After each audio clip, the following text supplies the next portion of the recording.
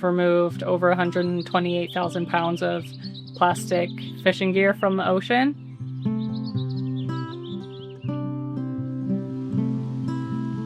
We call it the Bounty Project, and I think this is the only program like this where we pay fishermen for derelict fishing gear. We pay them $1 per dry pound of derelict fishing gear that they remove from the ocean. So we worked with the Hawaii Longline Association, those vessels, but then we also work with non-longline local commercial fishers, and they have brought in the majority of over 128,000 pounds since the project started in November of 2022. About 76,000 pounds of that was removed in 2024. So that's a combination of having more active non-longline fishers and the fact that the garbage patch was a lot closer to Hawaii, and we saw that influx of more marine debris washing up on the shore.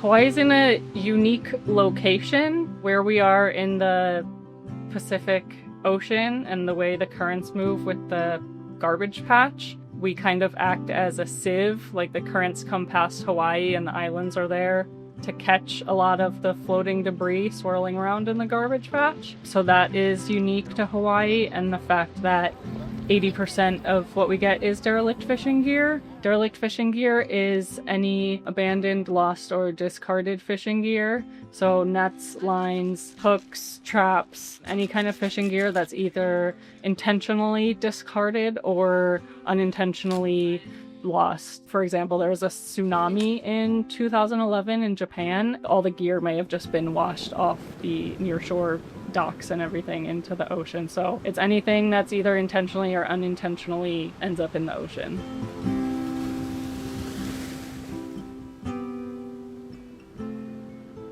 In Hawaii specifically, we have lots of important and endangered species like the Hawaiian green sea turtle, Hawaiian monk seals. Coral reefs are also very important to the ecosystem, the environment, tourism, and derelict fishing gear in particular makes up about 80% of the marine debris that we get in Hawaii. A big conglomerate of nets, all kinds of nets and lines can tangle together in the currents out in the ocean and become a big mass of like a couple hundred or a couple thousand pounds.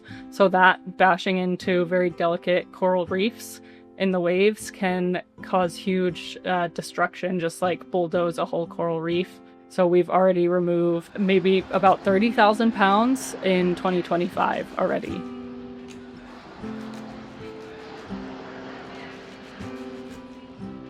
So my project, we work with the Hawaii Longline Association, which is 150 longline vessels that port in Honolulu. So they go out into the middle of the Pacific Ocean, and if they see derelict fishing gear out there, they pick it up and bring it back. We pay them $1 per pound for it to remove the gear at sea to prevent it coming into the near shore, like coral reef important habitats, and to prevent that damage in the first place. But what we saw was that there was a ton beaching and on the shoreline, especially the windward shoreline of Oahu, and that could get resuspended and go back out and cause damage to the coral reefs on the way back out as well. So we expanded the program to include shoreline removal as well, and that's been where we've gotten a lot of removal.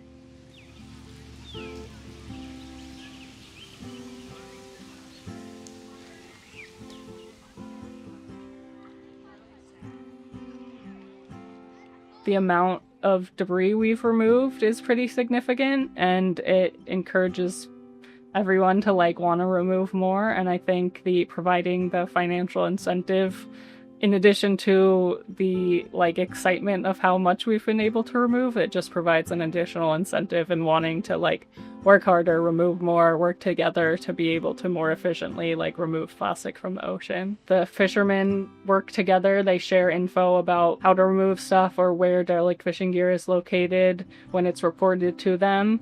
And then with the larger community as well, if they know that there are people working on the problem, I think it maybe encourages them to report it more so that we can have the rapid response and remove it from the environment.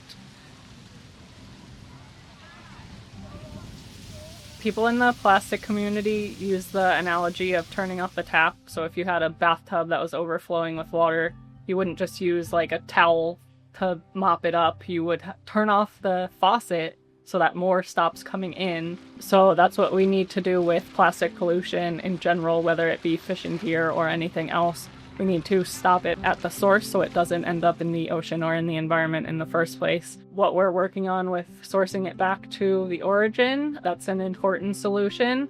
But while we're working on that, working on these other solutions at the time, the removal, and then trying to recycle it so it doesn't end up in a landfill or back in the environment, I think it's important to be working on all the different aspects at the same time till we get to a solution that there is no plastic in the environment, hopefully, eventually.